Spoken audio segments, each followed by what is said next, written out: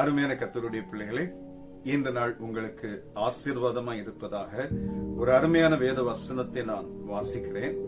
YONO 2ஆம் அதிகாரம் 7வது வசனத்திலே, என் ஆத்துமா என்னில் தொய்ந்து போகையில் கர்த்தரை நினைத்தேன்.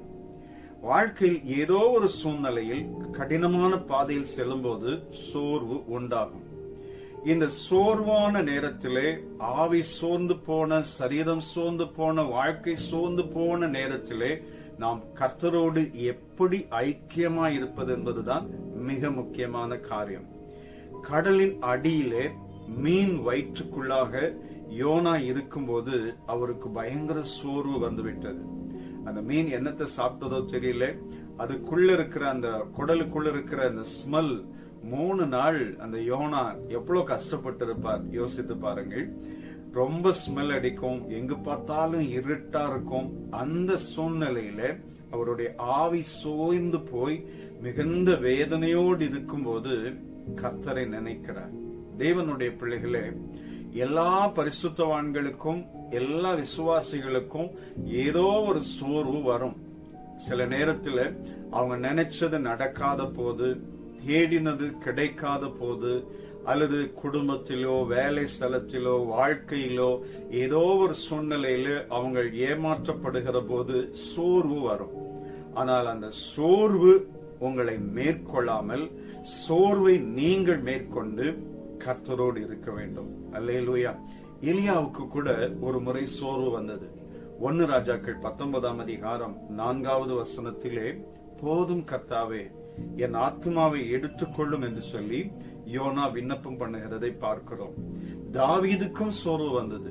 42ஆம் சங்கீதம் 5வது வசனத்திலே, என் ஆத்மாவே நீ ஏன் கலங்குகிறாய், ஏன் எனக்குள் தேங்குகிறாய், தேவனை நோக்கி காத்திரு, அவர் சமூகத்து ரட்சிப்பு நிமித்தம் நான் இன்னும் கர்த்தரை துதிப்பேன் என்று சொல்லுவார்.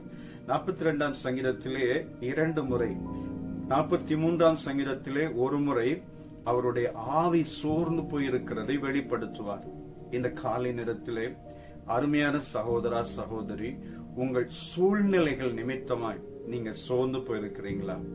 வேதனையோடு இருக்கிறீங்களா? கவலைப்படாதீர்கள். அற்புதம் செய்கிற தேவன் நமக்கு உண்டு. வனாந்திரத்தில் வழியையும் அவாந்திர வெளியில் ஆறுகளையும் உண்டாக்குகிறவர் நமக்கு உண்டு. முடியாத காரியத்தை முடியவடைய அற்புதமாய் மாற்றக்கூடிய தேவன் நமக்கு உண்டு. அவர் அற்புதம் செய்வார். நாம் இந்த காலை நேரத்திலே நம்முடைய ஆவி வாழ்க்கை சோர்ந்து போகும்போது வேத வசனத்தை தேடி ஜெபத்தின் மூலமாய் தேவனுக்கு தெரியப்படுத்தி அவரை ஆராதித்துக் கொண்டிருக்கும் போது இயற்கைக்கு அப்பாற்பட்ட அற்புதத்தை ஆண்டவர் அற்புதமாய் செய்வார். சோர்ந்து போகாதிருங்கள். உங்கள் கையில் வேத வசனம் வரட்டும். வேத வசனத்தை சொல்லி ஜெபியுங்கள். இன்றைக்கு நீங்கள் எதிர்பார்க்கிற அற்புதம் நடக்கும். கர்த்தர் உங்கள் வாழ்க்கையிலே பெரிய காரியம் செய்வார். யோனாவை போல என் ஆத்துமா தொய்ந்து போகையில், வேதனையோடு இருக்கையில், கர்த்தாவே நான் உம்மை நினைப்பேன். சேர்ந்து சொல்லுவோமா? அன்பான பிதாவே, இந்த நல்ல நாளுக்காய் ஸ்தோத்திரம்.